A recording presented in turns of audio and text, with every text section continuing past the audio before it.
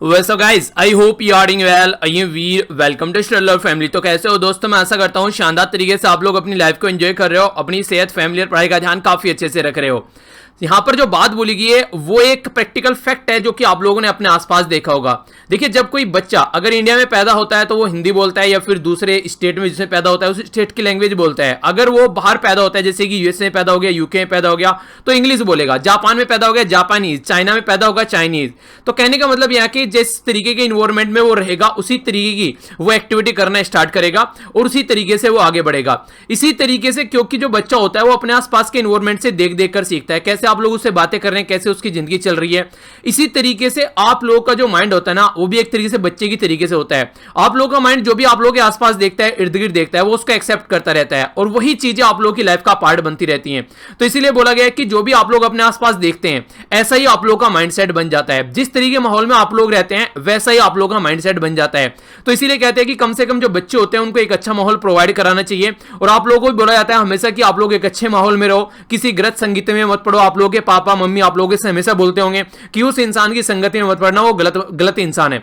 तो इस तरीके से ये सारी चीजें कहीं ना कहीं आप लोगों के एक प्रोडक्टिव डेवलपमेंट के बारे में बात करती हैं। अगर लाइफ में आप लोग एक सक्सेसफुल इंसान के साथ में रहेंगे तो आप लोग खुद भी लाइफ में एक अच्छी पोजीशन पर देखने को मिलेंगे। पर लेकिन अगर आप लोग बिल्कुल ऐसे इंसानों के पास में रहेंगे जिनकी जिंदगी जो है बिल्कुल बर्बाद चल रही है और जिंदगी को सीरियस भी नहीं ले रहे हैं, तो आप लोगों की लाइफ भी कुछ ऐसी डायरेक्शन में चलनी स्टार्ट हो जाएगी। इसीलिए कहते हैं कि अगर किसी पर्टिकुलर इंसान को आप लोग देखते हैं ना, तो अगर देखना है कि इंसान कैसा है तो उसके 4 दोस्तों को देख लो, आप लोगों को उसके लेवल का पता चल जाएगा। तो इससे यहां से पता चलता है कि एक अच्छा इन्वायरमेंट अपना रखना चाहिए, क्योंकि माइंड में जो भी इनपुट जा रहा है उसी के बेस पर फिर आप लोग के जो बॉडी के भीतर का कार्यक्रम है वो सेट होता है। तो अपने माइंड को अच्छी अच्छी चीजें देना है ताकि वो अच्छे से प्रोडक्टिवली काम करे। ओके, तो हमारी कंट्री ने कल जो है यहाँ पर रिकॉर्ड तोड़ डाले। यहाँ पर आप लोग देखते हैं कोरोना वायरस के केसेस टोटल मिलाकर 48,000 केस यहाँ पर आ गए। 48,446 केस हमारी कंट्री में देखने को मिले। सबसे ज्यादा यूएसए में 64,000, दूसरे नंबर पर ब्राजील में 55,000, तीसरे नंबर पर इंडिया में 48,000 केस। तो यहाँ पर इंडिया जो हो गया यहाँ पर ये 12,88,130 केस के साथ में तीसरे नंबर पर बरकरार है। ब्राजील यहाँ पर 22 लाख केस के साथ में दूसरे और यूएसए 41 लाख केस के साथ में पहले नंबर पर बरकरार है। सबसे ज्यादा जान यूएसए में गई है, दूसरे नंबर पर गई है ब्राजील में, तीसरे नंबर पर जो सबसे ज्यादा जान गई है वो गई है यूके में। ठीक है, इसी के साथ में यहां पर आप लोगों के सामने डेटा है। यहां पर अगर बात करें मैक्सिको में 41,000 के करीब लोगों की जान जा चुके हैं। हमारी कंट्री में यहां पर 30,645 लोगों की जान अब तक कोरोना वायरस की वजह से जा चुकी है। टोटल ऑल ओवर वर्ल्ड में यहां पर 1,56,32,711 लोग यहां पर इससे इन्फेक्टेड हो चुके हैं। ऑल ओवर वर्ल्ड में 6,35,413 लोगों की जान जा चुकी है और जो लोग रिकवर हो चुके हैं ये है यहां पर 95,26,464 जो यहां से बचाकर अपनी जान बाहर आ चुके हैं। कल महाराष्ट्र में लगभग यहां पर 10,000 के करीब केस आए। तमिलनाडु में देखने को मिले तो यहां पर 6,500 के करीब, दिल्ली में 1,000, कर्नाटक में 5,000, आंध्र प्रदेश में लगभग 8,000, उत्तर प्रदेश में लगभग 2,500 और गुजरात में लगभग 1,000। तो ये केस हैं जो हमारी कंट्री में देखने को मिले। रिकवर लोग जो कल के यहां पर ये 33,326 के करीब लोगों के द्वारा रिकवर किया गया है। तो ये हल्का सा एक डेटा है जिसके बारे में आप लोग आइडिया रखेगा। अगर बात करूं यहां पर आज का मैप बेस्ड क्वेश्चन है, आप लोग का ब्यास रिवर जाकर मैप में नहीं हारेगा कहां पर ये लोकेटेड है, बाकी फिर इसके बारे में हम लोग डिस्कस करेंगे। जो कल क्वेश्चन आप लोगों से पूछा गया था उसका आंसर आज मिलेगा मैप बेस्ड क्वेश्चन। बाकी काफी कुछ शानदार डिस्कस करने के लिए आज के द हिंदू न्यूज़पेपर में। पर आगे बढ़ने से पहले एक छोटी सी इंफॉर्मेशन है जो कि काफी इंपॉर्टेंट बोल सकते हैं और एक खुशखबरी वाली इंफॉर्मेशन बोल सकते हैं। हमारी कंट्री में अब वुमेन ऑफिसर भी यहां पर परमानेंट कमीशन के लिए उनको सेलेक्ट किया जाएगा। अब तक क्या होता था, उनका जो ड्यूरेशन होता था वो शॉर्ट सर्विस कमीशन के लिए होता था, पर लेकिन अब उनको परमानेंट कमीशन मिलेगा और इसके लिए हमारी कंट्री की जो डिफेंस मिनिस्ट्री है उसके द्वारा फॉर्मल ऑर्डर जो है वो इश्यू कर दिया गया है। आप लोग इसको कैसे लेते हैं, अच्छा है, गुड या फिर बैड लग रहा है आप लोगों को, आप लोगों की क्या राय है इसके बारे में, आप लोग इसको कैसे देखते हैं, आप लोग अपनी राय लिख सकते हैं यहां पर। क्योंकि इस तरह के क्वेश्चन जो होते हैं नॉर्मली आप लोगों से इंटरव्यू पूछ लिए जाते हैं, किसी अगर कोई इशू बहुत लंबा चला हुआ है कि आप लोगों का क्या थॉट है उस पर्टिकुलर इशू को लेकर, तो आप लोग बताइएगा। शॉर्ट सर्विस कमीशन और परमानेंट कमीशन में कुछ डिफरेंस आप लोगों को देखने को मिलेगा। पहले तो ड्यूरेशन कंपलसरी है कि 10 ईयर यहां पर आप लोगों को देखने को मिलेगा और मैक्सिमम 4 साल का और एक्सटेंड किया जा सकता है, यानी कि 14 साल का normally short service commission maximum देखने को मिलता है। यहां पर कंपलसरी 20 साल है और वैसे जो भी आप लोग की एज होती है जब आप लोग कंप्लीट कर आते हैं तो वो आप लोगों को देखने को मिलेगा। इसके लिए एजुकेशन जो क्वालिफिकेशन है वो थोड़ी सी आप लोग डिफरेंट देखने को मिलेगी। यहां पर आप लोग देखते हैं जैसे कि आप लोग देखते हैं यहां पर नॉन टेक्निकल एंट्री या फिर टेक्निकल एंट्री टीजीसी, जैसे वो नहीं कहते हैं आप लोग जिस तरीके से वो टीजीसी तो सॉरी यहाँ पर आ गया टेक्निकल ग्रेजुएट जो एंट्री होती है वो आप लोगों ने देखा नहीं होगा, जैसे कि आप लोगों ने देखा है कि यहाँ पर ये बंदा जो है एसएसबी देने गया हुआ है, ठीक है। तो वो सारी चीजें आप लोगों ने देखी होगी, जैसे आप लोगों ने एनडीए सीडीएस के बारे में भी सुना होगा, ठीक है। तो ये सारी इसी की कैटेगरी में यहाँ पर आप लोगों को देखने को मिलती है चीजें। इंपॉर्टेंट फैक्ट क्या है यहाँ पर, जो सोर्स सर्विस कमीशन है यहाँ पर वो परमानेंट कमीशन, अगर यहाँ पर एक तरीके से देखिए सोर्स सर्विस कमीशन में अगर कोई बंदा है, ठीक है, अगर यहाँ पर तो वो एलिजिबल है परमानेंट कमीशन के लिए, ठीक है, कंप्लीट करने के बाद में 10 ईयर, ठीक है। तो यानी कि एक तरीके से उसका ट्रैक बुक रिकॉर्ड चेक किया जाएगा, उसके बाद में उसको परमानेंट कमीशन दिया जा सकता है। पर परमानेंट कमीशन का जो है उसको सोर्स सर्विस जो कमीशन में शिफ्ट नहीं किया जा सकता, तो ये याद रखेगा। तो जो वुमेन थी अब तक उनको सोर्स सर्विस कमीशन में था, मैक्सिमम 14 ईयर तक वो यहां पर इसमें रह सकती थी, पर लेकिन अब यहां पर और भी चीजें आगे इंप्लीमेंट की जाएंगी। सुप्रीम कोर्ट के द्वारा भी यहां पर बातें बोली गई थी। नॉर्मली ये बोला गया था कि जो वुमेन होती हैं वो फिजिकली वीक होती हैं एज कंपेयर टू मेल, पर लेकिन यहां पर इसके जो ये तर्क था यहां पर ये हमारी कंट्री का ये बेसिकली सुप्रीम कोर्ट के द्वारा इसको साइड में रख दिया गया था, क्योंकि वो वुमेन वीक कैसे हो सकती है जो कि इस समाज में हर एक इंसान को जन्म देती है, उसको आप लोग वीक कैसे बोल सकते हैं। जब वुमेन जो बच्चे को जन्म देती है माना जाता है कि उसका फिर से जन्म होता है, तो इतना पेन सहन कर वो यहां पर सामने है, तो आप लोग उसको वीक कैसे बोल सकते हैं। कुछ इस तरीके से जैसे बोला गया था कि हाँ यहाँ पर हम लोग कम्बैक्ट रोल में, खासकर जहां पर फाइटिंग रोल होते हैं, वुमेन को वहां पर नहीं रख सकते। तो बहुत सारी कंट्री ऐसा उदाहरण है जो कि ये सारी एक्टिविटी कर रही है, वुमेन को अच्छे से यूटिलाइज कर रही हैं। तो हम लोग अपनी जो एक 50% के करीब जो पॉपुलेशन है उसको क्यों इग्नोर कर रहे हैं, तो ये बातें यहाँ पर देखने को मिलती हैं, ठीक है। तो इसके बारे में आप लोग आइडिया रख सकते हैं। आइए अब आगे चलते हैं। आप लोगों से कल मैंने यहाँ पर ये कार्टून के बारे में पूछा था, तो ये काफी इंटरेस्टिंग था। यहाँ पर बेसिकली ये वेस्ट बंगाल गवर्नमेंट और इसी के साथ में जो वहां के गवर्नर साहब हैं उनके बीच की जो रस्साकसी है वो यहाँ पर दिखाई गई थी। आखिर ऐसे क्यों दिखाया गया यहाँ पर, क्योंकि आप लोगों को पता है कि किस तरीके से जो गवर्नर साहब हैं वो वेस्ट बंगाल गवर्नमेंट के अपोजिट में खड़े हुए हैं। यहाँ पर इनको लग रहा है कि इनकी पिक्चर बनाई जा रही है, पर यहाँ पर ये कोरोना की पिक्चर बना रहे हैं, यानी कि एक तरीके से नेगेटिव चीजें दिखाने की कोशिश कर रहे हैं सेंट्रल गवर्नमेंट के पास में जब भी ये जाते हैं। तो ये एक्टिविटी यहाँ पर सामने निकल कर आई। ये एक मैप बेस्ड क्वेश्चन है जिसका आंसर आप लोगों को देना है। वीडियो के एंड में आप लोगों को आंसर बताऊंगा, तब तक आप लोग इसको अटेम्प्ट कीजिए। यहां पर बात की जा रही है जो रवि रिवर है वो ट्रांस बाउंड्री रिवर है यहां पर इंडिया और पाकिस्तान के बीच में, ठीक है। तो नॉर्थ वेस्ट इंडिया और ईस्टर्न पाकिस्तान के बीच में ये ट्रांस बाउंड्री रिवर है, यानी कि बाउंड्रियों क्रॉस कर जाती है। दूसरा बोला गया है कि इंडस वाटर ट्रीटी जो है 1960 यानी कि 1960 की, ठीक है, उसके तहत रवि और 2 अदर रिवर जो है वो इंडिया के लिए एलोकेट की गई है यहाँ पर इस ट्रीटी के हिसाब से। कौन सी स्टेटमेंट करेक्ट है? ए में बोला गया 1, बी में बोला गया 2, सी में बोला गया बोथ 1 and 2, डी में बोला गया नाइदर 1 नो 2। सही आंसर क्या है? ए, बी, सी, एफ, डी। तो वीडियो के एंड में आप लोगों से डिस्कस करूंगा, तब तक आप लोग देखिए, वो नहीं कहते हैं कि ब्रेन स्टॉर्मिंग कीजिए, तब तक आप लोग देखते हैं क्या क्या आप लोग इसके बारे में आंसर देते हैं, फिर इसके बारे में हम लोग डिस्कस करेंगे। आइए अब आर्टिकल्स के ऊपर नजर डालते हैं क्या क्या आर्टिकल है डिस्कस करने के लिए। काफी इंटरेस्टिंग आर्टिकल है। जो नए बच्चे हैं उनको एक बार फिर से बता दूं, यहां पर जो भी पीडीएफ आप लोगों को डाउनलोड करनी है टेलीग्राम पर, सारे जो भी लेक्चर आज तक मैंने लिए सारी पीडीएफ एक जगह इकट्ठी मिल जाएगी आप लोगों को। टेलीग्राम स्टडी लवर वीर के नाम से है, लिंक वीडियो के नीचे मिल जाएगा। जो लिंक वीडियो के नीचे है उसी को ज्वाइन कीजिएगा, क्योंकि और भी बहुत सारे ग्रुप बना रखे हैं, तो फिर बाद में मत बोलिएगा कि सर ये क्या चल रहा है वहां पर, ठीक है। इसी के साथ में आप लोगों से जो भी क्वेश्चन पूछे जाते हैं उसका आंसर देने के लिए भी जो ग्रुप है उसका भी लिंक वीडियो के नीचे है। फेसबुक पे भी बहुत सारे ग्रुप मिल जाएंगे, तो उनको भी आप लोग देखकर ज्वाइन कीजिए, जिसको भी आप लोग करना है अपनी रेस्पॉन्सिबिलिटी पर। अगर वीडियो के नीचे जो लिंक है उस पर क्लिक कर जाएंगे तो सही जगह जाएंगे, वरना आप लोग गलत जगह जा सकते हैं, ठीक है। आइए अब आर्टिकल के बारे में बात करते हैं। ये आर्टिकल जो है यहाँ पर इंडिया और चाइना के बारे में बात कर रहे हैं। इंटरेस्टिंग आर्टिकल है, डिटेल में यहाँ पर जानेंगे इंडिया और चाइना की रिलेशन को लेकर, और खासकर जो कोल्ड वॉर जैसी कंडीशन बनने वाली है उसी के बारे में बात की जा रही है। नॉन अलाइंग मूवमेंट के बारे में बात की जा रही है, यहाँ पर यूएसए और चाइना के बारे में बात की जा रही है। काफी इंटरेस्टिंग आर्टिकल यहाँ पर यह भी देखने को मिलेगा, जो कि यहाँ पर एक तरीके से बात कर रहा है कि एक नया कोल्ड वॉर का ऐसा स्टार्ट हो रहा है यहाँ पर, तो उसका दोनों की झलक आप लोगों को यहाँ पर देखने को मिलेगी, ठीक है। यहाँ पर ये वाला जो आर्टिकल है ये बेसिकली चाइना के जो एम्बेसडर है इंडिया में वो लिख रहे हैं, वो चाह रहे हैं कि हम लोग जो है एक तरीके से इनका फेवर करें हांगकांग के इशू को लेकर।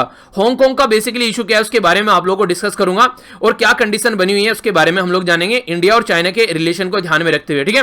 तो यहां पर इसके साथ में इसको मर्ज कर डिस्कस करूंगा, आप लोग समझ पाएंगे चाइना का और हमारे बीच में और क्या क्या इशू चल रहे हैं।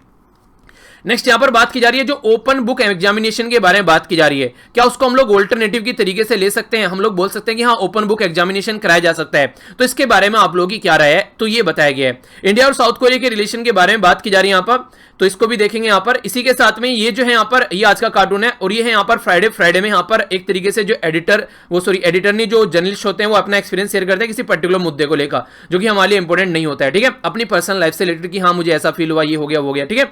तो ये जो साउथ कोरिया वाला आर्टिकल है, अगर टाइम मिलेगा तो आज देख लेंगे इसको, नहीं तो ये आर्टिकल संडे में हो जाएगा। और अगर टाइम मिला आज तो एक जो आप लोगों का पौंडीचेरी हाईकोर्ट वाला आर्टिकल था वो भी कवर करूंगा, हालांकि मुझे थोड़ा जाना है तो इसलिए कोशिश करूंगा कि लेक्चर थोड़ा छोड़ा रखूं, क्योंकि जो भी चीजें होंगी बाकी जो बचेगा वो संडे और सैटरडे में हम लोग कवर कर लेंगे, ठीक है। ये वाला जो आर्टिकल है बेसिकली आप लोगों को पता है अभी क्या रस्साकसी चल रही थी यहाँ पर राजस्थान के अंदर में, तो उसी के बारे में एक पॉलिटिकली मोटिवेटेड आर्टिकल यहाँ पर लिखा गया। तो बेसिकली आप लोग जानते हैं राजस्थान में जो सचिन पायलट साहब के द्वारा किया गया, तो उनकी कंडीशन अभी यहाँ पर ये हो गई है, ना तो वो उगले जा रहे हैं और ना ही निगले जा रहे हैं, यानी कि एक तरीके से ना तो बीजेपी में जा रहे हैं, उन्होंने मना कर दिया, और एक तरीके से कांग्रेस भी अब किस तरीके से उनको लेकर चलेगी वो देखने को मिलेगा। सो ये केस जो था वो हाईकोर्ट में पहुंचा होता, तो सुप्रीम कोर्ट ने रिजेक्ट कर दी है यहाँ पर जो राजस्थान के स्पीकर की प्ली थी, ठीक है, उस पर जो यहाँ पर इन्होंने हाई कोर्ट की प्रोसीडिंग पर स्टे लगाने से मना कर दिया गया है। देखिए बेसिकली क्या है यहाँ पर एंटी डिफेक्शन लॉ के बारे में बात की जा रही है। एंटी डिफेक्शन लॉ को हिंदी में बोलते हैं दल बदल कानून। तो ये जो लॉ था ये राजीव गांधी जी के द्वारा लाया गया था ताकि हमारी कंट्री में स्टेबिलिटी रह सके और कोई भी इधर उधर दल बदल कर ना भागे और शांति बनी रह सके। तो उसी के चलते हमारी कंट्री में ये एक लॉ लाया गया था। अभी यहाँ पर क्या बोला गया इनके द्वारा बोला गया कि देखिए इस तरीके से अगर आप लोग कोई भी यहाँ पर इस तरीके की हरकतें करते हैं तो ये सही नहीं है, एक तरीके से डेमोक्रेसी के फेथ में नहीं है, एक तरीके से ये कहीं ना कहीं जनता का जो भी विश्वास है उसको ठेस पहुंचाते हैं। तो ये एक तरीके से सिंपल मैटर नहीं है कि आप लोग इसको सिंपल मैटर की तरीके से देखो, कोई भी किधर भी जाकर मिल जाता है, तो ये सही नहीं है, ठीक है, क्योंकि पब्लिक के द्वारा चुने गए नुमाइंदे हैं, ठीक है। तो क्वेश्चन अबाउट डेमोक्रेसी, तो ये इस तरीके से कि कैसे सर्वाइव करती हैं चीजें, तो एक तरीके सीरियस इशू हो गया है, इसको आके ढंग से यहां पर सुना जाएगा। तो we are not on the Rajasthan, यहां पर बोला गया कि हम राजस्थान नहीं है, एक तरीके से राजस्थान एक तरीके जो भी चलेगा, या फिर XYZ कोई भी, सपोज XYZ बोला गया यहां पर इनके द्वारा कोई गवर्नमेंट है, हम बेसिकली जो इशू है वो देखेंगे कि डेमोक्रेसी पर कैसे इंपैक्ट इसका पड़ रहा है। अगर कोई भी इलेक्टेड MLA या फिर कोई भी मेंबर ऑफ पार्लियामेंट यहां पर चुनकर कहीं और से आता है, कूद कहीं और चला जाता है, तो ये एक पूरा इशू हो गया है। और एंटी डिफेक्शन लॉ के बारे में आप लोगों से कई बार डिस्कस कर चुका हूं, तो यहां पर आप लोगों को बताना है कि कौन सी दो पर्सनैलिटी है जिनको इम्यूनिटी आप लोगों को देखने को मिलती है इसके तहत, कि हाँ ये यहां पर एंटी डिफेक्शन लॉ इनके ऊपर एप्लीकेबल नहीं होगा। चार जो मैंने बार बार आप लोगों को बताया उनसे रिलेटेड जो चार बेसिकली जो कंडीशन है जिसके बेस पर डिस्क्वालीफाई किया जाता है, वो चार कंडीशन कौन कौन सी है, इसी के साथ में कौन सा कॉन्स्टिट्यूशन अमेंडमेंट किया गया था ये बताना है, ठीक है, और ये कौन सा किया गया था और कब किया गया था।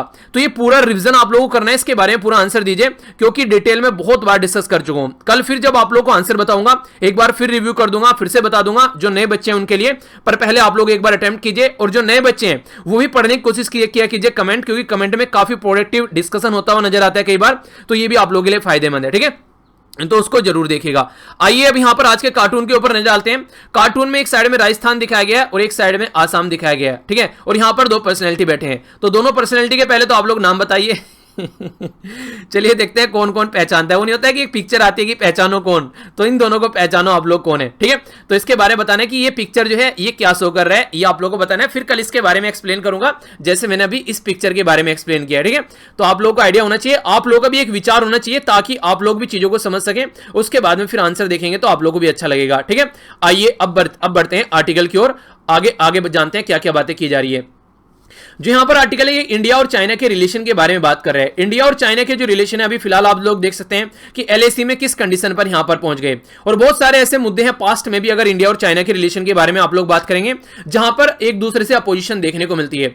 जैसे मसूद अजहर के बारे में जब बात करते थे तो चाइना हमेशा इसको अपोज करता था, न्यूक्लियर सप्लायर ग्रुप में इंडिया की मेंबरशिप को रोकता था। इसी के साथ में ट्रेड गैप काफी ज्यादा देखने को मिलता है, चाइना हम लोगों को चीजें सप्लाई करता है पर चाइना हमसे चीजें खरीदता नहीं है, ठीक है, इस तरीके से आप लोगों को देखने को मिलेगा। और नेक्स्ट यहां पर अगर बात करें, चाइना जो है पब्लिकली एक तरीके से सपोर्ट करता हुआ नजर आता है पाकिस्तान को, और ये भी एक नया स्ट्रेस का पॉइंट हो जाता है इंडिया के लिए। तो ये कंडीशन आप लोगों को देखने को मिलती है। इंडिया की पोजीशन क्या रहती है जब ऐसी कोई कंडीशन बनती है? India one road and world belt जो है यहां पर चाइना का जो सबसे बड़ा एक तरीके से कोई कॉन्सेप्ट है कि ऑल ओवर वर्ल्ड को कनेक्ट करना है, ठीक है, तो उसका पार्ट नहीं बनता है, ठीक है। चाइना पाकिस्तान इकोनॉमिक कॉरिडोर के बारे में इंडिया हमेशा अपोज करता है, क्योंकि ये हमारी कंट्री का जो पाक ऑक्युपाइड एरिया है पाकिस्तान के द्वारा उससे होता हुआ जाता है, तो एक तरीके से हमारी टेरिटरी से होता हुआ जाता है, इसलिए इंडिया इसको हमेशा अपोज करता है। अक्साई चीन वाला पोर्शन आप लोग देखते हैं यहां पर अभी लाइन ऑफ एक्चुअल कंट्रोल जिसको आप लोग बोलते हैं, उसमें इंडिया और चाइना के बीच में रस्साकसी चली, कई सारे हमारे जो जवान थे अभी उनकी भी जान गई, तो कंडीशन आप लोगों को देखने को मिली। 2017 में डोकलाम वाला जो एरिया है उसमें दोनों कंट्री आमने सामने आकर खड़ी हो गई थी, जो भूटान वाला मुद्दा हम लोगों ने डिस्कस किया था, ठीक है। तो उसमें क्या था, दोनों कंट्री का स्टैंड ऑफ बना रहा, काफी लंबे समय तक दोनों आर्मी खड़ी रही, तो कई सारी कंडीशन सिचुएशन जो है वो खराब होती हुई नजर आई। तो जब कंडीशन इतनी खराब हो गई तो फिर लगा कि यार थोड़ा सा इसको सुधार लेना चाहिए, तो इनफॉर्मल समिट की गई दोनों कंट्री के बीच में एक दूसरे के द्वारा। तो इनफॉर्मल समिट जो होती है वो बेसिकली इसका पर्पज ये होता है कि हम लोग एक तरीके से कोई पहले डिसाइड नहीं किया क्या बातें करेंगे, इनफॉर्मल समिट का सीधा मतलब ये है कि हम लोग चीजों को सुधारेंगे। तो ये बातें यहां पर देखने को मिली। तो पहली जो मीटिंग थी यहां पर ये वांग सिटी में देखने को मिली, जहां से चाइना का कोरोना वायरस निकल के है, जिसको डोनाल्ड ट्रंप साहब जो है चाइनीज वायरस भी बोलते हैं, ठीक है। तो वो चाइनीज वायरस जो चाइना से निकल कर आया, पहली मीटिंग वहां पर हुई। दूसरी मीटिंग कहां पर हुई, ये इंडिया के अंदर हुई। इंडिया के अंदर कहां पर हुई आप लोगों को बताना है, ठीक है। तो ये आप लोगों को पता होना चाहिए, इसके ऊपर क्वेश्चन बन सकते हैं, और इंपॉर्टेंट सिटी है जहां पर वो मीटिंग देखने को मिली। तो यहां पर अपॉर्चुनिटी रहती है दोनों के सामने कि बायलेटरल, रीजनल, ग्लोबल जो भी इंपॉर्टेंस इशू है उनके बारे में डिस्कस किया जा सके। तो इसी के बारे में अब कंडीशन क्या बन चुकी है, अब कंडीशन ये बन चुकी है कि चाइना जो है वो अलग अलग एरिया में बोल रहा है कि ये मेरा एरिया है, यानी कि एक्साई चीन वाला बोल रहा है, फिर यहां पर हिमाचल प्रदेश उत्तराखंड वाले एरिया में, फिर अरुणाचल प्रदेश वाले रीजन में ये बोलता है कि ये सारा रीजन मेरा है यहां पर। और चलिए हमको तो समझ में आता है, बोल रहा है हमारे साथ में बाउंड्री टच कर रही है। अभी तो हद कर दी जो कल ही हम लोगों ने आर्टिकल डिस्कस किया था, मतलब भूटान का भी वो एरिया इसने बोल दिया कि ये मेरा एरिया है, जो कि उसके साथ में बाउंड्री भी टच नहीं करता है। वो क्यों, वो बोलता है कि अरुणाचल प्रदेश वाला एरिया मेरा है ही है, तो इसलिए उसके साथ में जो बाउंड्री टच करता है वो डिस्ट्रिक्ट वो भी मेरा हो गया और जबकि आज तक कोई क्लेम भी नहीं किया गया उसका, ठीक है। अच्छा, वो वाइल्ड लाइफ सेंचुरी बताइए जिसमें चाइना अपना क्लेम कर रहा है और जिसके लिए फंडिंग रोकने की बात कर रहा था, क्योंकि ये क्वेश्चन ऐसे हैं जो फ्रीक्वेंटली आप लोगों से पूछ ले जाएंगे। ये प्रीलिम्स से डायरेक्ट क्वेश्चन आप लोगों के बन जाएंगे, फिर आप लोग बोलेंगे कहां से आ गया। तो ये वो चीजें हैं जो बार बार रिपीट कर रहा हूं। मैंने आप लोगों से ये जो न्यूजीलैंड वाली वीडियो आती है हमारी सेकंड वीडियो के बाद जो आती है, तो उसमें भी मैंने आप लोगों से डिस्कस किया कई बार। तो ये चीजें आप लोग इतनी बार रिपीट हो जाती हैं, अगर रेगुलर आप लोग लेक्चर देखते हैं ना, मिस नहीं करते हैं, तो बहुत सारी ऐसी चीजें कि यहीं पर ही याद हो जाएंगे, रिवीजन भी आप लोगों को यहीं पर हो जाएगा। तो इसलिए कोशिश क्या कीजिए लेक्चर मिस नहीं होने पाए, चाहे कुछ भी हो। बाकी खुद भी थोड़ा सा अगर 20% भी या 30% भी आप लोग खुद से भी एफर्ट डालेंगे तो एक अच्छी पोजीशन में आप लोग पाएंगे अपने आप को एग्जामिनेशन हॉल में, ठीक है। अभी यहां पर समझ लेते हैं नॉन अलाइंग जो पॉलिसी है यहां पर, उसके बारे में यहां पर डिस्कस किया जा रहा है। देखिए एक टाइम ऐसा था कि हाँ नॉन अलाइंग बन के काम चल जाता था, पर आज की डेट में नहीं चलेगा। नॉन अलाइंग पॉलिसी क्या थी उसके बारे में थोड़ा सा नजर डालते हैं, आप लोग भी इसको समझ पाएंगे क्या पॉइंट है यहां पर। एक टाइम ऐसा हुआ करता था, आप लोगों ने सुना होगा, जिसको आप लोग कोल्ड वॉर बोलते थे। कोल्ड वॉर का मतलब क्या है, कोल्ड वॉर का मतलब है कि आमने सामने खड़े होकर लड़ाई नहीं करेंगे, पर हाँ लड़ाई करते रहेंगे इनडायरेक्ट वे में, एक दूसरे की टांग खींचते रहेंगे। तो इसमें एक साइड में तो था USA, United state of America, एक साइड में था यूएसएसआर। यूएसएसआर बोलूं तो आज के डेट में रसिया बोल सकते हैं, और बाकी की बहुत सारी जो आसपास वाली कंट्री है जो पहले इसका पार्ट हुआ करती थी, ये सारी कंट्री आप लोगों को यहां पर देखने को मिलेगी। तो पूरा ग्रुप यूएसएसआर कहलाता था। ये कम्युनिस्ट पार्टी थी और यहां पर ये था बेसिकली कैपिटलिस्ट, यानी कि ये प्रॉफिट बेस्ड काम करते थे, और यहां पर थोड़ा बहुत फोकस आप लोग बोल सकते हैं कि यहां पर जनता के ऊपर ज्यादा रहता था। जनता की गवर्नमेंट नॉर्मली बोलने लगते हैं कई बार इसको इनडायरेक्ट वे में, ठीक है। तो इनके बीच में रस्साकसी चल रही थी, इन्होंने बॉम्ब बनाया, इन्होंने बम बना लिया, इन्होंने एक तरीके से सैटेलाइट बनाया तो इन्होंने सैटेलाइट बना लिया, इन्होंने कंट्री को कम्युनिस्ट बनाया तो इन्होंने कैपिटलिस्ट बनाना कोशिश कर दिया। बहुत सारे इशू जो है वो इनके द्वारा क्रिएट किए गए थे कोल्ड वॉर में। उसमें से वियतनाम वाला भी एक इशू है, साउथ कोरिया वाला भी एक इशू है जो आज तक आप लोग झेल रहे हैं यहां पर। तो ये सिचुएशन आप लोग यहां पर समझ सकते हैं। अब ये जो कोल्ड वॉर थी ये 1990s में जाके खत्म हो गई, फिर एक अकेली कंट्री सामने निकल कराई जिसका नाम था यूएसए, अकेली पावरफुल, क्योंकि यहां पर यूएसएसआर का विघटन हो गया और दुनिया भर की छोटी छोटी कंट्री से यहां पर टूटकर आ गई, और रसिया अकेली कंट्री रह गई, एक बड़ी कंट्री जिसको बोला गया कि रसिया जो है वो इसका फ्लैग बियरर है, यानी कि रसिया जो है उसके पास में सारी पावर आ गई जो उस टाइम पे यूएसएसआर के पास में हुआ करती थी। हालांकि काफी कमजोर हो गया एज कंपेयर टू यूएसए, तो अकेला पावर यूएसए रह गया वर्ल्ड के सामने। तो ये सिचुएशन आप लोगों को देखने को मिली। तो तब से लेकर बहुत सारी एग्रीमेंट, बहुत सारी ऐसी ट्रीटी थी यहां पर जो कि रसिया और यूएसए के बीच में थी यहां पर, जो कि दोनों को फिर से इस तरह की एक्टिविटी में संलिप्त करने से रोकती थी। और ये कंडीशन इसलिए भी थी क्योंकि ऑलरेडी वर्ल्ड वॉर फर्स्ट और वर्ल्ड वॉर सेकंड हो चुका था, ताकि वर्ल्ड वॉर थर्ड के लिए फिर से तैयार ना हो जाए। तो ये भी इसलिए सिचुएशन यहां पर तैयार की गई थी। पर लेकिन फिलहाल अभी जो कंडीशन बन रही है, अब नया फ्रंट जो यूएसए के सामने निकल कर आ रहा है वह है चाइना। तो इसके बारे में भी अभी आप लोगों से बात करूंगा।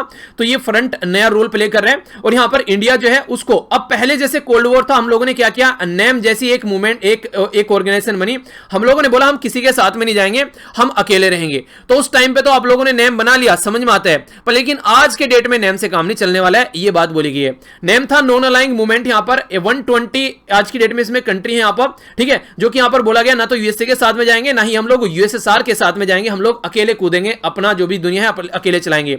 आफ्टर यूनाइटेड नेशन जो है यहाँ पर ये वर्ल्ड की यहाँ पर आप लोगों को largest grouping of the state world wide देखने को मिलेगा, जिसको 1961 में यहाँ पर बलग्रेड यहाँ पर देखने को मिलेगा, जिसको बलग्रेड कॉन्फ्रेंस के नाम से भी आप लोग जानते हैं। यहाँ पर इसको बनाया गया था, हेडक्वार्टर इसका जकार्ता इंडोनेशिया में देखने को मिलेगा। ठीक है, इसमें आज के डेट में 120 कंट्री मेंबर है, 17 स्टेट ऑब्जर्वर है, यानी कि जो मीटिंग इसके अटेंड करते हैं फ्यूचर में मेंबर बनने वाले हैं। इसी के साथ में 10 इंटरनेशनल ऑर्गेनाइजेशन है। ठीक है, तो इनके बारे में भी आप लोग आइडिया रखेगा। अब यहां पर आगे चलता हूं, कंडीशन समझने की कोशिश करते हैं। अभी क्या हुआ यहां पर, हमारी कंट्री के जो एक्सटर्नल अफेयर मिनिस्टर साहब हैं उनके द्वारा यहां पर बेसिकली एक बात बोली गई कि यहां पर आज की डेट में अगर आप लोग बात करते हैं तो यहां पर जो वर्ल्ड व्यू है, ग्लोबल चैलेंज दुनिया भर के देखने को मिल रहे हैं और इंडिया भी कई सारे चैलेंज यहां पर फेस कर रहे हैं। ठीक है, तो इंडिया जो है उनका भी एक तरीके से जो इंडिया को लेकर रवैया भी अलग आप लोगों को देखने को मिलेगा। अलग अलग डायरेक्शन में कई सारी सिचुएशन आप लोगों को देखने को मिलती है। ठीक है, तो इंडिया का वर्ल्ड व्यू और वर्ल्ड का इंडिया के लिए व्यू, तो वो भी आप लोगों को डिफरेंट चीजें नजर आएंगी। तो इस तरीके से बोला गया है। तो पुराना टाइम था कि नॉन अलाइंग मूवमेंट के साथ में रहकर काम चल गया, पर लेकिन वो पुराना टाइम था। आज के डेट में ऐसे नहीं होगा, क्योंकि उस टाइम पर एक तरीके से यूनिपोलर वर्ल्ड था, यानी कि यूएसए की दादागिरी चलती थी। आज के डेट में मल्टीपोलर वर्ल्ड हो चुका है। यहां पर अकेला यूएसए नहीं है, यूएसए में तो ऐसा हो गया कोई सुनता भी नहीं है यूएसए की। आज के डेट में बहुत सारी कंट्री तो ऐसी हो गई है कि हाँ यूएसए तो है, क्या हो गया। एक टाइम पे ऐसा था कि यूएसए अगर छींक दे तो ऑल ओवर वर्ल्ड को जुकाम हो जाता था, ऐसी पावरफुल कंट्री था यूएसए। हालांकि पावरफुल आज भी है, आप लोग ये नहीं कह सकते कि पावरफुल नहीं है, पर आज की डेट में उसको चुनौती देना कई सारी कंट्री के बस की बात हो गई है। उनमें से चाइना भी एक है यहां पर, जो कि सामने आकर खड़ा हो जाता है किसी भी बात के लिए। तो आज के डेट में मल्टीपोलर वर्ल्ड हो चुका है। एक साइड में जापान है, कहीं साउथ कोरिया है, कहीं इंडिया भी आज के डेट में एक पावरफुल कंट्री बनता हुआ जा रहा है। इधर रसिया आप लोग देखते हैं, तो काफी सारे इशू आप लोगों को देखने को मिलेंगे यहाँ पर। ठीक है, जिसके चलते यहाँ पर यूएसए को टैकल किया जा सकता है। पर लेकिन अगर आज की डेट में आप लोग बात करें, आज की डेट में अगर आप लोग बोले कि एक पर्टिकुलर ग्रुप के साथ में जाना है या फिर नॉन अलाइंग मूवमेंट बनाना है, तो पॉसिबल भी नहीं है, क्योंकि बहुत सारी प्रॉब्लम ऐसी है जिसमें मिलकर काम करना पड़ेगा। जैसे कनेक्टिविटी हो गया, ठीक है, मैरीटाइम सिक्योरिटी हो गया। चाइना ने बोल दिया भैया ये तो मेरा एरिया है, अब ऐसे थोड़ी ना सुनेंगे चाइना की, कुछ तो करना पड़ेगा। टेररिज्म वाला इशू हो गया, पाकिस्तान बोलता है कि टेररिस्ट जो है मेरी जमीन जो है वो उनके लिए स्वर्ग है, यहां पर आओ और एंजॉय करो, पर मेरी बात मानो फिर, यानी कि जैसा मैं चाहता हूं ऐसा करो फिर। तो यानी कि टेररिज्म ऑल ओवर वर्ल्ड के लिए थ्रेट है। क्लाइमेट इशू आप लोग देखते हैं, साइबर सिक्योरिटी की बात करें तो ये आप लोग एक मुद्दा देख सकते हैं ऑल ओवर वर्ल्ड के लिए। और एक नया मुद्दा निकल कर आ गया है, कोरोना वायरस। तो कोरोना वायरस अगर आप लोग देखें यहां पर, तो ऑल ओवर वर्ल्ड के लिए एक और नई प्रॉब्लम यहां पर क्रिएट कर रहा है। तो इस तरीके से ये ऐसी सिचुएशन प्रॉब्लम हो गई है कि कोई अकेली कंट्री सेपरेट रहकर काम कर ही नहीं सकती। तो अब नॉन अलाइंग मूवमेंट यहां पर पॉसिबल नहीं है इंडिया के लिए भी। ठीक है, तो इसी के लिए यहां पर बोला गया, इनके द्वारा बोला गया कि क्लियर दैट कि India does not reject non aligning, जो बेसिकली वो चीजें रिजेक्ट नहीं करते हैं, पर नो लॉन्गर रिमेन, ये पॉसिबल नहीं है, डिफिकल्ट हो जाएगा अब यहां पर इस तरीके से कंडीशन बनाना कि इंडिपेंडेंट किस तरीके से हम लोग चीजों को लेकर चल रहे हैं, क्योंकि सारी चीजें मिक्स हो चुकी हैं। इसी के साथ में जो जयशंकर साहब है उनके द्वारा बोला गया कि यूएसए को भी अपनी जो प्रेजेंट अलाइंस है उनसे थोड़ा सा दूर जाकर भी थोड़ा सा काम करना चाहिए, यानी कि हम लोगों को भी यहां पर काउंट करना चाहिए। अकेला यूएसए जो पुरानी अलाइंस है, साउथ कोरिया, जापान, उन्हीं के साथ में काम कर रहा है, क्योंकि आज की डेट में एक मल्टी अरेंजमेंट सिस्टम हो चुका है। तो दूसरों के साथ में भी आप लोगों को थोड़ा सा काम करना चाहिए। तो जयशंकर साहब का मानना यह है कि हमको भी थोड़ा सा साथ में लेकर चलो, अकेले अकेले मत भागो। ठीक है, तो जयशंकर साहब के द्वारा एक्सप्लेन किया गया कि नॉन अलाइंग जो आज के डेट में आप लोग देखते हैं यहां पर, ठीक है, कोल्ड वॉर के ड्यूरेशन में यहां पर यूएसए और यूएसआर थे, यहां पर आज के डेट में इंडिया और चाइना जो है वो भी यहां पर एक तरीके से बाउंड्री इश्यू को लेकर एक नई कोल्ड वॉर की कंडीशन क्रिएट हो रही है। और इसी के चलते यूएसए और चाइना के बीच में नई कोल्ड वॉर आप लोग यहां पर देख रहे हैं। तो कहने का मतलब यहां पर यह कि और भी इश्यूज कई सारे ऐसे आ रहे हैं जिसके चलते कोल्ड वॉर को नया बुलावा मिल रहा है। और यहां पर कंडीशन अब की बार देखने को मिलेगी, हमको इसका पार्ट बने बिना हम पीछे एक तरीके से साइड में नहीं रह सकते, जैसी ऑल ओवर वर्ल्ड में सिचुएशन है। इंडिया और यूएसए का जो कोऑपरेशन है वो मैरीटाइम सिक्योरिटी, आप लोगों को याद होगा मालाबार एक्सरसाइज के बारे में मैंने डिस्कस किया था। अच्छा, मालाबार एक्सरसाइज में इंडिया और यूएसए ने स्टार्ट किया गया था इसको 1992 में। ठीक है, आप लोगों से मैंने क्वेश्चन ये पूछा था, जो आप लोगों को बताना था कि मालाबार एक्सरसाइज के बारे में, कि यहां पर आप लोगों को यह बताना था कि जापान के द्वारा कब इसको ज्वाइन किया गया था। अभी यहां पर ऑस्ट्रेलिया को भी ज्वाइन करने की बात की जा रही है। और लास्ट ईयर जो एक्सरसाइज हुई थी जापान वाले एरिया में हुई थी। अब की बार जो एक्सरसाइज होने वाली है यहां पर ये बोला जा रहा है कि इंडिया वाले एरिया में आसपास देखने को मिलेगी आप लोगों को, बे ऑफ बंगाल वाले एरिया में। ठीक है, तो ये ऐसे इंपॉर्टेंट क्वेश्चन डायरेक्ट आप लोगों से एग्जाम में पूछ लिए जाते हैं। तो यहां पर जो बात की जा रही है वही बात की जा रही है कि जो बाउंड्री डिस्प्यूट देखने को मिल रहा है, 3 महीने तक लॉन्ग स्टैंड यहां पर बना रहा इंडिया और ये इनकी आर्मी के साथ में। तो ये कई सारे ऐसे इशू हो गए जो कि काफी खतरनाक वाले इशू हैं। और सबसे बड़ी बात यह है कि आज की डेट में इंडिया और यूएसए जो है क्वाड ग्रुप, जिसमें क्वाड में कौन कौन है, यहां पर इंडिया हो गया, जापान हो गया, ऑस्ट्रेलिया हो गया और यूएसए हो गया। ये चाइना को टैकल करने के लिए ग्रुप है यहां पर। तो ये भी ग्रुप के बारे में आप लोग जानते हैं। तो इनडायरेक्ट वे में अब यहां पर अलग रहना ये पॉसिबल नहीं हो पाएगा। और खासकर जब पड़ोस में ऐसा देश बैठा हो जो कि सोचता ही नहीं है क्या सही है क्या गलत है, ऐसी हरकतें करता है। इवन अभी मैं ट्विटर पर था तो मैंने एक यहां पर कमेंट पढ़ रहा था फॉर्मर डिप्लोमेट से उनके द्वारा ये लिखा गया कि जितना क्रिटिकल यूएसए हो रहा है यहां पर चाइना को लेकर, इंडिया चाइना इशू को लेकर, इतना क्रिटिकल तो इशू इंडिया भी नहीं ले रहा है उसको, यानी कि इंडिया भी उतनी एक तरीके से उन्हें कहते हैं कि एक टाइट स्टेटमेंट नहीं दे रहा जितनी यूएसए दे रहा है। तो इंडिया को भी कम से कम टाइट स्टेटमेंट यहां पर देनी चाहिए, इंडिया को भी हल्के में नहीं चीजों को करना चाहिए, उसको समझाना चाहिए यूएसए को कि चीजें क्या सही है और क्या गलत है। ठीक है, तो ये बातें यहां पर बताने की कोशिश की जा रही है। तो ये सारा काफी इंपॉर्टेंट मुद्दा आप लोग यहां पर बोल सकते हैं। तो आगे आने वाले टाइम में एक डिफरेंट एंगल आप लोगों को देखने को मिलेगा। ठीक है, तो किस तरीके से क्या क्या कंस्टेंट है आज के डेट में, क्या क्या पोटेंशियल ग्रोथ यहां पर देखने को मिल रही है आप लोगों को, वो कंडीशन है। यूएसए के सेक्रेटरी जो है मैक पोम्पियो, उनके द्वारा भी कई बार इंडिया और चाइना के क्लैश के बारे में बातें की जा सके, जो मैंने अभी आप लोगों को बताया। ठीक है, तो ज्वाइंटली मिलकर टैंक यहां पर काउंटर करेंगे चाइना को, ऐसी सिचुएशन आप लोगों को देखने को मिलेगी, क्योंकि गालवान वैली में ऑलरेडी कई सारे सोल्जर की जान चली गई बिना किसी बात के। तो चाइना ऐसी हरकतें करता है, अभी भूटान के इशू को भी बोल रहा है कि ये मेरा बाउंड्री है, तो इस तरीके की हरकतें बार बार करता है। तो ये टेंशन हम लोग को समझनी पड़ेगी। ठीक है, तो चाइना को देखना पड़ेगा चाइना की क्या कंडीशन है। हालांकि एक अच्छी बात है, हम लोगों ने कहीं इंटरनेशनल लेवल पर अब तक बात नहीं किया कि हाँ हमारा चाइना के साथ में इशू चल रहा है, फिर भी हम लोग एक नॉर्मल इंसान के तरीके से बिहेव कर रहे हैं। तो ये एक अच्छी बात आप लोग बोल सकते हैं, यानी कि हम लोग अच्छे बच्चे हैं, चाइना एक गंदा बच्चा है। ठीक है, चाइना की आदत खराब है, हम लोग सीधे बच्चे हैं, स्कूल जाते हैं घर से, फिर अपना घर आते हैं, मम्मी पापा की बात मानते हैं। पर चाइना वो बिगड़ा हुआ बच्चा है जो हर एक बच्चे को छेड़ता है, सबको टेंशन देता है, किसी के बैग में से कुछ निकाल लिया, किसी की सीट पर जाकर बैठ गया, तो चाइना वो हरकतें करता हुआ नजर आता है। ठीक है, आज की डेट में अगर बात करें तो हम लोग को क्या करना चाहिए, हम लोग को अपनी इंगेजमेंट दिखानी चाहिए, जैसे मॉस्को के साथ में अभी विजिट की गई डिफेंस मिनिस्टर राजनाथ सिंह जी के द्वारा, इसी के साथ में जयशंकर साहब के द्वारा रसिया इंडिया चाइना का जो ट्राइलेटरल जो लास्ट मंथ बात चली थी उसमें यहां पर पार्टिसिपेट किया जा रहा। इसी के साथ में जो मिडिल पावर है आज के डेट में यूरोपियन यूनियन और जापान, उनके साथ में भी हम लोग को अपने रिलेशन यहां पर बनाने चाहिए, क्योंकि जिस तरीके की हरकतें चाइना कर रहा है ना, आने वाले टाइम में चाइना अलग थलग पड़ने वाला है, क्योंकि सिचुएशन ऐसी देखने को मिल रही है। क्योंकि इंडिया जो है यहां पर सबसे पहले तो अपनी प्रायोरिटी सेट करेगा, क्योंकि आज की डेट में एक साइड में कोरोना वायरस है और दूसरा चाइना के साथ में एग्रेशन चल रहा है। तो न्यू दिल्ली को यहां पर आराम से काम करना चाहिए, और जो पड़ोसी देश है उसमें भी आप लोगों को सिचुएशन देखने को मिलेगी, जो कंडीशन है। तो यहां पर ये मैंने मुद्दे बताए इंडिया और चाइना के बीच में, जो कि आप लोग यूज कर सकते हैं आंसर राइटिंग लिखने के लिए। एक जो मुद्दा है काफी बड़ा, वो है हांगकांग वाला इशू। ठीक है, हांगकांग वाला मुद्दा क्या है पहले आप लोग ये समझिए। हांगकांग जो है, जो आप लोगों को यहां पर देखने को मिलेगा, ये हो गया इंडिया, ये हो गया चाइना, यहां पर हांगकांग देखने को मिलेगा। हांगकांग स्टार्टिंग से चाइना का पार्ट नहीं है, 1997 तक यहां पर ये यूके यानी कि ब्रिटेन के अंडर हुआ करता था। फिर ब्रिटेन एम्पायर ने यहां पर क्या किया, चाइना को ट्रांसफर कर दिया, पर लेकिन ट्रांसफर करते हुए बोला गया कि 1 कंट्री 2 सिस्टम होंगे, यानी कि चाइना के अंदर तो डेमोक्रेसी नहीं है, अब यूके के अंदर डेमोक्रेसी थी, तो उसके नीचे जो भी टेरिटरी होगी उसके अंदर भी डेमोक्रेसी होगी। तो इन्होंने बोला कि हमको कोई फर्क नहीं पड़ता है कि आप लोग के अंदर क्या है, आप लोग यूनिटरी पार्टी सिस्टम क्या लेकर चलते हैं, पर लेकिन हांगकांग में डेमोक्रेसी रखनी है आप लोगों को। ठीक है, तो ये यहां पर बोला गया। तो 1 कंट्री 2 सिस्टम के तहत यहां पर चाइना को ट्रांसफर किया गया, पर लेकिन चाइना क्या करना चाह रहा है, इसको कंट्रोल करना चाह रहा है, कंप्लीटली अपने अंदर लेना चाह रहा है, क्योंकि हांगकांग जो है वो इकोनॉमिक हब है, यहां पर एक तरीके से काफी पावरफुल, यहां पर एक तरीके से आप लोग बोल सकते हैं इकोनॉमिक एक्टिविटी देखने को मिलती है। अभी रिसेंटली क्या हुआ था, उनके द्वारा बोला गया अगर चाइना के खिलाफ कोई बोलता है हांगकांग में, तो इसको पर्सन को चाइना के अंदर मेनलैंड में लाया जाएगा और यहां पर उसको सजा दी जाएगी। तो हांगकांग वाले बोले भैया हमारा खुद का पूरा सिस्टम है, हमारे लोगों को तुम्हारे वहां ले जाकर सजा क्यों दी जाएगी। तो उसके चलते पूरी कंट्री में यहां पर प्रोटेस्ट देखने को मिला। ठीक है, तो यहां पर याद रखेगा ये जो हिस्ट्री है यहां पर पर्ल रिवर की, वहां पर आप लोगों को हांगकांग देखने को मिलता है। तो ये भी क्वेश्चन आप लोगों से बन सकता है। तो एक तो कई सारी चीजें देखने को मिली, वोटर रिवॉल्यूशन आप लोगों से कोई पूछे तो हांगकांग प्रोटेस्ट के बारे में वोटर रिवॉल्यूशन भी आप लोग याद रखिएगा। तो ये सारे इंपॉर्टेंट फैक्ट है जो कि आप लोग यहां पर याद रख सकते हैं। यानी कि चाइना जो है वो एक तरीके से हांगकांग को एक तरीके से कनेक्ट तो किए हुए है, पर लेकिन यानी कि हांगकांग के ऊपर कंट्रोल दिखा सकता है। इसलिए कई सारी जो डेमोक्रेटिक पार्टी है वहां पर, वो हांगकांग के अंदर आज की डेट में क्या कर रही हैं, वो चाह रही हैं कि चाइना से ये इंडिपेंडेंट हो जाए। अभी चाइनीज जो है यहां पर वो बोल रहे हैं कि इंडिया को कम से कम इस इशू को नहीं उठाना चाहिए, मतलब तुम हमारे जम्मू एंड कश्मीर को उठाओ, तुम यहां पर जाकर हमारे अरुणाचल प्रदेश पर अपना अस्तित्व अपना ये दिखाओ कि हमारा एरिया है, तुम यहां पर हमारा जो पाक ऑक्युपाइड एरिया है वहां से आप लोग बांध बनाओ, वहां पर रास्ता बनाओ, मतलब हमारी छाती पर चढ़कर नाचते रहो और हम लोग कुछ ना बोले। तो ये ऐसी हरकतें आप लोग चाइना को देखने मिलती है। और देखिए आप लोगों से मैंने एक आर्टिकल किया था डिस्कस, वो काफी इंटरेस्टिंग आर्टिकल था।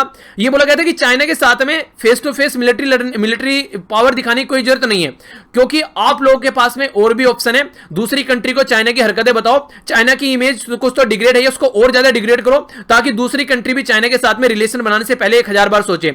जैसे हम लोगों ने डिस्कस किया था ईरान के बारे में, ईरान रिलेशन बना रहा है इसलिए क्योंकि उसके पास में कोई ऑप्शन नहीं है, यूएसए ने उसको ऐसा कर दिया है। अगर ईरान के पास में ऑप्शन हो तो वो चाइना के पास में कभी भी जाकर काम न करे, तो वो कंडीशन आप लोग देखते हैं। तो इस तरीके से इंडिया को यहां पर यूज करना चाहिए, अपनी जो सॉफ्ट पावर है उसको ढंग से यूटिलाइज करना चाहिए। तो ये बातें समझाने की कोशिश यहां पर की गई है। नेक्स्ट जो यहाँ पर आर्टिकल है, यहाँ पर ये बात कर रहे हैं यूएसए और चाइना की जो टाई है वो बैड न्यूज पर पहुंच रही है। यहाँ पर वो क्या हो रहा है उसके बारे में हम लोग अभी बात करेंगे। एक साइड में यूएसए और एक साइड में चाइना एक नई कोल्ड वॉर को जनरेट कर रहा है। यहाँ पर समझ लेते हैं आखिर ऐसा क्यों बोल रहा हूं। अभी यहाँ पर काफी बुरी कंडीशन देखने को मिल रही है। यूएसए के द्वारा जो डिसीजन लिया गया है, जो उसका एक तरीके से कॉन्सुलेट था ह्यूस्टन के अंदर, ठीक है, तो उसको यहां पर बंद करने की बात की गई है। यानी कि चाइना को बोला है कि यहां पर अपना जो कॉन्सुलेट है, जो भी यहां पर इसका ऑफिस था, उसको बंद कर दिया जाए। यहां पर दूतावास बोल सकते हैं आप लोग एक तरीके से, जो बेसिकली बिजनेस से रिलेटेड है यहां पर, वो अलग अलग सिटीज में आप लोगों को देखने को मिलते हैं। तो इससे क्या होगा, चाइना और यूएसए के जो डिप्लोमेटिक रिलेशन है वो और ज्यादा बर्बाद होते हुए नजर आएंगे, क्योंकि वर्ल्ड की दो सबसे पावरफुल कंट्री आमने सामने जाकर आकर खड़ी होती है। तो फिर देखिए बहुत बुरी कंडीशन देखने को मिलती है, जैसा कोल्ड वॉर के टाइम पर देखने को मिल रहा था।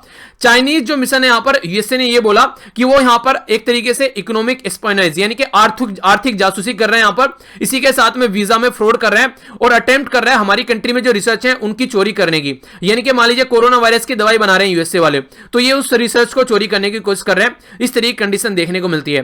तो इनके द्वारा कई सारे जो वीजा के रिलेटेड जो एक तरीके से रिस्ट्रिक्शन है वो भी अभी लगाई। और चाइना के कई सारे जो ऑफिशियल हैं हांगकांग के मुद्दे को लेकर यहां पर, क्योंकि हांगकांग जो है एक डेमोक्रेटिक कंट्री है, एक तरीके से एरिया है, चाइना उसको सप्रेस करने की कोशिश कर रहा है। तो इसलिए कई सारे लोगों पर इनके द्वारा ट्रेवल बैन भी यहां पर लगा दिया गया है, ठीक है।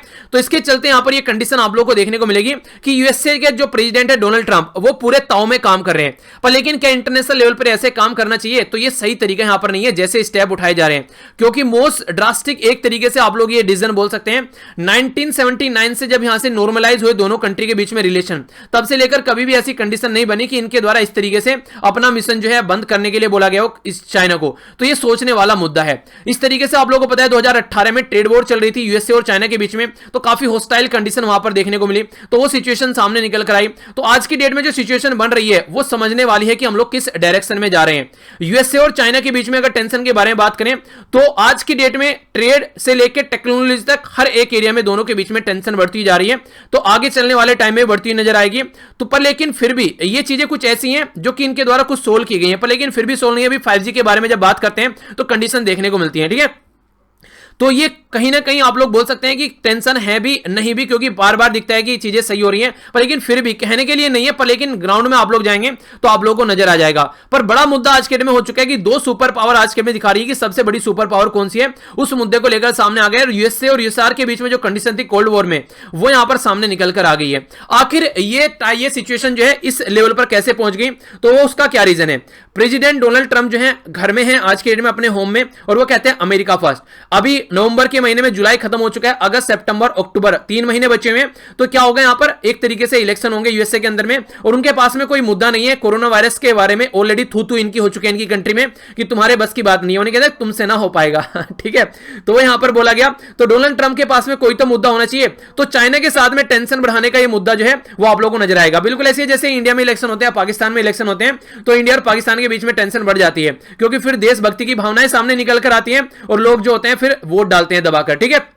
तो कहने का मतलब यहां पर ये कि एक तरीके से मुद्दों से जो बेसिकली भटकाने की कोशिश भी की जाती है जनता को, कि हाँ जनता भूल जाए कि हाँ उनके पास में जॉब नहीं है, जनता भूल जाए कि हाँ किस तरीके से कंट्री में क्या क्या सिचुएशन देखने को मिल रही है। तो वो सारी चीजों को सबको भूलकर बस ये देखे कि हाँ हम देशभक्त है। तो डोनाल्ड ट्रंप वो देशभक्ति कंट्री के अंदर यहां पर जगाना चाह रहे हैं। कोरोना वायरस को भूल जाए, क्या क्या सिचुएशन बनी है सब भूल जाए, बस यहां पर ये देखिए कि चाइना हमारे ऊपर अटैक करेगा, ये होगा फलाना ढिमकाना। तो एक तरीके से वो वाला माहौल क्रिएट करने की कोशिश कर रहे हैं। तो देखते हैं यूएसए वाले यहां पर इनके बहकावे में आते हैं नहीं आते हैं, इलेक्शन के रिजल्ट के बाद में यहां पर पता चलेगा। यूएसए और जो चाइना है यहां पर जो क्राइसिस अभी देखने को मिल रहे हैं यहां पर, ये देखिए एशिया के ऊपर भी काफी बड़ा इंपैक्ट डालने वाला है, ठीक है। क्योंकि आज की डेट में अगर बात करें, चाइना जो है वो इंडिया से लेकर वियतनाम तक और मलेशिया तक यहां पर किसी को नहीं छोड़ रहा है साउथ चाइना सी में। अगर आप लोग यहां पर नजर डालेंगे, यानी कि वियतनाम वाले एरिया के साथ में चाहे सिंगापुर की बात करें, चाहे मलेशिया की बात करें, इंडिया की बात करें, तो किसी को भी नहीं छोड़ रहा है, सबको आड़े हाथों ले रहा है। यहां पर अभी बात कर रहे हैं आप लोग, यहां पर अभी इसको भूटान के साथ में कंडीशन देखने को मिली, जबकि भूटान के साथ में इसको डिप्लोमेटिक रिलेशन है भी नहीं है, यानी कि भूटान के साथ में इसके जो रिलेशन होते हैं वो इंडिया के थ्रू होते हैं। फिर भी एक कंडीशन आप लोग यहां पर समझ सकते हैं। इसी के साथ में अगर आज की डेट में देखें तो जिस तरीके से कंडीशन बन रही है, ये एक अलग तरीका ट्रैप यहां पर क्रिएट हो रहा है। जैसे यहां पर जब भी इनके द्वारा कोई इनके ऊपर कोई ट्रेड वॉर का जो एक प्रतिबंध लगाया गया डोनाल्ड ट्रंप के द्वारा, उसका अपोजिट रिएक्शन इनके द्वारा तुरंत दिया गया। अब यहां पर ये पॉसिबिलिटी कैसे लगाई जा सकती है, क्योंकि जो रिलेशन है वो एक नए लो पर पहुंच चुके हैं, एक नया नॉर्मल तैयार होने वाला है, जिससे निकलना अभी मुश्किल हो जाएगा इनके लिए। इस तरीके से जो इमीडिएटली जो सोल्यूशन यहां पर इनको दोनों को अगर बैठकर बात करें, अगर यहां पर इस तरीके से चीजों को और ज्यादा बढ़ाएंगे तो फिर देखिए ये ऑल ओवर वर्ल्ड के के लिए नुकसानदेह है, क्योंकि वर्ल्ड में सबसे पावरफुल दो कंट्री है हर एक लेवल पर। तो ये एक तरीके से पूरे संसार के लिए बुरी खबर है, ना कि ओनली इन दो कंट्री के लिए। अगर ये एक दूसरे के सामने आकर एक तरीके से लड़ने के लिए खड़ी हो जाती हैं तो ये बेसिकली बातें यहां पर बोली गई हैं। ठीक है, तो काफी बड़ा मुद्दा आप लोग यहां पर बोल सकते हैं। देखते हैं क्या सी सिचुएशन यहां पर सही होती है। ओके, इसके बारे में आप लोगों से कई बार डिस्कस भी कर चुका हूं पहले भी। देखिए यहां पर बात की जा रही है कि क्या अगर आप लोगों के ऑनलाइन एग्जाम होते हैं तो इनडायरेक्ट वे में ओपन बुक एग्जाम होंगे वहां पर, कि किताब खोलकर आप लोग आंसर दे सकते हैं। पर लेकिन क्या इस तरीके की हमारी कंट्री में जो टीचिंग है वो की गई है? क्या इस तरीके के टीचर हैं कि ऐसा पेपर तैयार कर सकें कि ओपन बुक कर भी आप लोगों को क्वेश्चन न मिले? जैसे कि यूपीएससी एग्जाम में पेपर तैयार करती है कि आप लोग के जो कोचिंग में, जिस भी कोचिंग में आप लोग पढ़े हैं, वो सारे धरे के धरे रह जाते हैं जब यहां पर यूपीएससी का क्वेश्चन पेपर आता है। उस तरीके से वो पेपर को तैयार करते हैं, क्योंकि उनको पता है बहुत सारे बच्चे ऐसे हैं जो कि कोचिंग नहीं ले पाते हैं, तो अपने माइंड का एप्लीकेशन जो करते हैं उनको यहां पर एक तरीके से पेपर को करके निकाल के ले जाते हैं। तो इसी के बारे में यहां पर बात की जा रही है। ओपन बुक एग्जाम आप लोग कराएंगे। बहुत सारे बच्चे ऐसे हैं जिनके पास में इंटरनेट नहीं है, ठीक है, जिनके पास में इक्विपमेंट नहीं है, और बहुत सारे गांव ऐसे जहां पर आज के दिन में बिजली भी नहीं देखने को मिलेगी आप लोगों को, प्रॉपर वे में लाइट भी नहीं देखने को मिलेगी, तो वहां पर कैसे काम चलेगा? ठीक है, जिस तरीके से बहुत सारी कंडीशन ऐसी है कि बहुत सारे आप लोगों को हर्डल देखने को मिलेंगे। इवन जो टीचर भी हैं वो भी अब तक कंफर्टेबल नहीं फील कर रहे हैं ऑनलाइन एजुकेशन के साथ में, तो उसको आप लोग कैसे लेकर चल रहे हो? तो वो भी एक सिचुएशन आप लोग यहां पर समझ सकते हैं। तो बहुत सारी ऐसी कंडीशन आप लोगों के सामने यहां पर निकल कर आ रही है जिनके बारे में आप लोग थोड़ा सा सोचना पड़ेगा। तो तब जाकर आप लोग यहां पर बताइए आप लोगों का क्या मानना है कि क्या आज की डेट में ओपन बुक एग्जाम हमारी कंट्री में सही रहेगा? ऑनलाइन की बुक खोलकर आप लोग घर पर बैठकर एग्जाम दो, कितने हद तक यहां पर ये चीजें सही होने वाली हैं? ठीक है, आप लोगों का क्या राय है इसके बारे में? Being a citizen of India, बाद में पहले आप लोग एक स्टूडेंट भी हैं, तो आप लोगों को उसके नाते भी आप लोगों को पता होना चाहिए। अगर आप लोगों के पास में ये अपॉर्चुनिटी है तो आप लोग इसको कैसे लेकर चलोगे? तो ये बातें यहां पर बोलने की कोशिश की जा रही है। ठीक है, तो आज का लेक्चर थोड़ा छोटा ही रखता हूं, जैसे मैंने आप लोगों को बताया था कि थोड़ा सा मुझे निकलना भी है, तो इसी के चलते यहां पर इसको इतना ही रखते हैं। जो भी आप लोगों का एक तो आर्टिकल बचा हुआ है आप लोगों का, जो मैंने आप लोगों से बोला है, जो इंडिया और साउथ कोरिया के रिलेशन के बारे में, और पौंडीचेरी वाला आर्टिकल बचा हुआ है, और भी जो आर्टिकल होंगे वो संडे सैटरडे में आप लोगों के सारे कवर हो जाएंगे। ठीक है, तो इस तरीके से एंजॉय कीजिए। इसका आंसर क्या है देख लेते हैं। यहां पर ट्रांस बाउंड्री रिवर है इंडिया और पाकिस्तान के बीच में, दूसरा बोला गया है इंडस वाटर ट्रीटी का भी पार्ट है यहां पर ये। तो आंसर क्या सही है यहां पर? आंसर है सी सही, दोनों स्टेटमेंट बिल्कुल सही है यहां पर। ठीक है, तो जहां पर इंडस वाटर सिस्टम है उसमें जो 6 रिवर हैं उसमें से एक आप लोग यहां पर ये रवि रिवर देखने को मिलेगी। 720 किलोमीटर लंबी नजर आएगी आप लोगों को। जो चंबा है वो सोर्स है, जो माउथ है वो चेनाब रिवर है जहां पर जाकर गिरती है।